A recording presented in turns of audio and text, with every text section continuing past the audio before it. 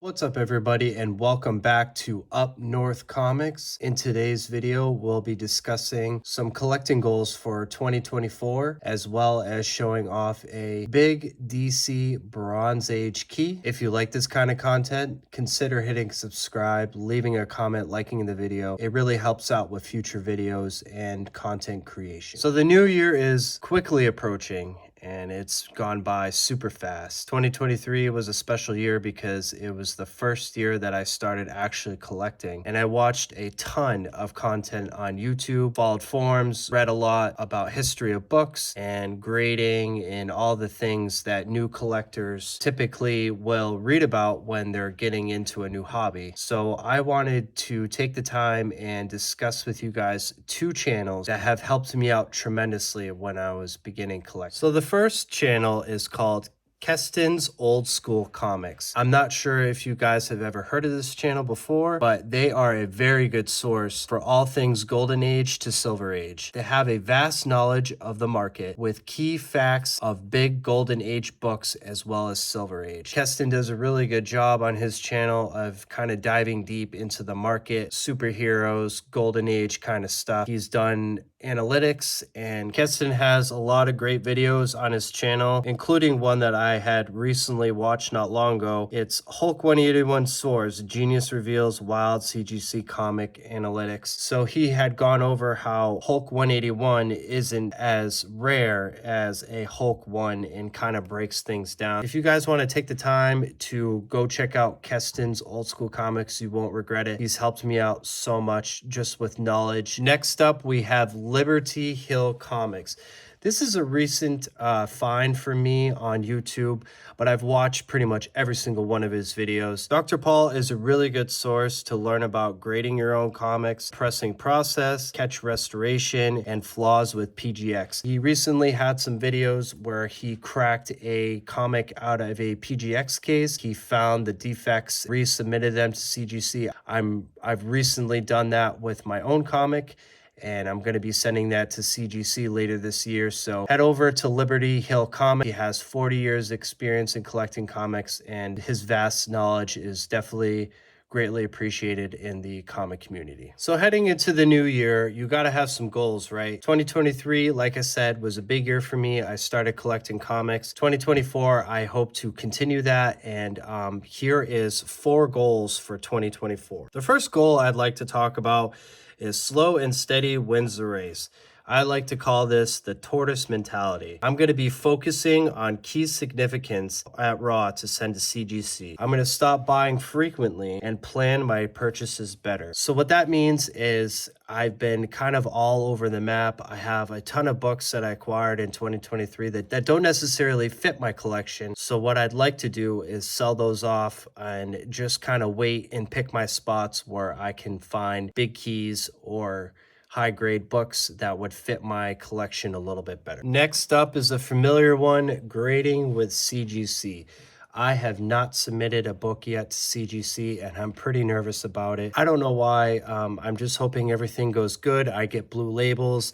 I don't get green labels. I don't get purple labels. I just want everything to go over well. So with that, I want to learn more about grading with CGC. I'd like to submit my PC books first to test the waters. So I have some ASM that I want to send. They're not very high grade books, but they're low numbered ASM. So I think those are going to be perfect to submit for the first time. And then after I do that, I will only be sending books that will bring in the most return on investment. Goal number 3 is a pretty big one for me. Stay the course. Stop jumping around to collect other runs. I've had a tremendously hard time with this in 2023. So I'm hoping to fix that in 2024. I'll be focusing on the fundamentals of the particular runs that I've already started, while also branching out to learn other eras of books. That might mean Golden Age. I might pick up a couple Golden Age books. I've been looking at it pretty heavily, and Wonder Woman is definitely calling my name. And last but not least, I think this is a pretty important one.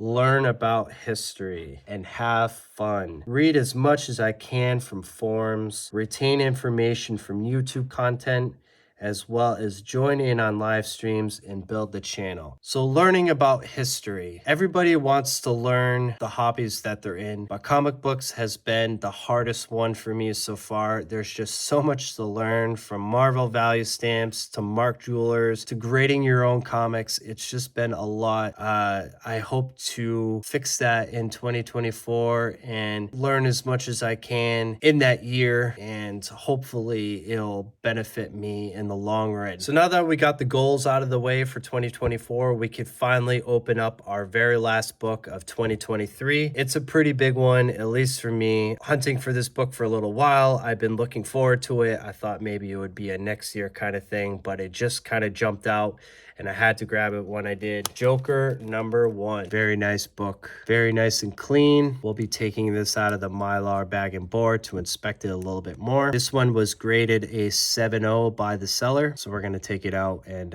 see how well they did with their grading. And now that we got the book out of the bag and board, we could see here some little bit of imperfections. You could tell at the top right here, if I show it in the light very closely, that's probably gonna press out, I would imagine. There's a couple flaws on here that are gonna press out. There's some spine ticks. I'm not sure if I can catch it on the camera, most notably right there, but there's definitely some non-color breaking spine ticks. Let's take a look at the back. There's a little bit of damage right there. There's a little line right there. I'm not sure exactly what that is. I don't think it's like a razor blade cut. It could just be a fold, but the back is pretty clean for the most part. Still has a lot of its gloss. Let's take a look at the splash page. May of 1975 is when this book was released. Really nice splash page. You got the Joker, you got Two-Face right there. Let's take a look at the interior. Pretty much off-white pages. These are important that you always want to look for when you're opening up your books, that all your coupons are firmly attached and not cut out. I don't want to bend it too much, but you can see the staples. Overall, got a nice gloss to it. I think with a nice clean and press, this book could probably grade a little bit higher than a 7.0. I'll let you guys decide on your own. But this one will be submitted for a clean and press, and I will eventually send this one to CGC. Just that cover is just so iconic, so cool. Joker #1. So thank you everybody. Thanks for watching today, taking the time to view this video. It wasn't a very long video, but I did want to go over my collection goals for 2024. And hopefully 2024 is a pretty big year for me. I got a lot planned and just looking forward to it. So appreciate all the love and support that everybody has given me this year, heading into the next year. Take care, everybody. Happy New Year, and we'll see you in 2024.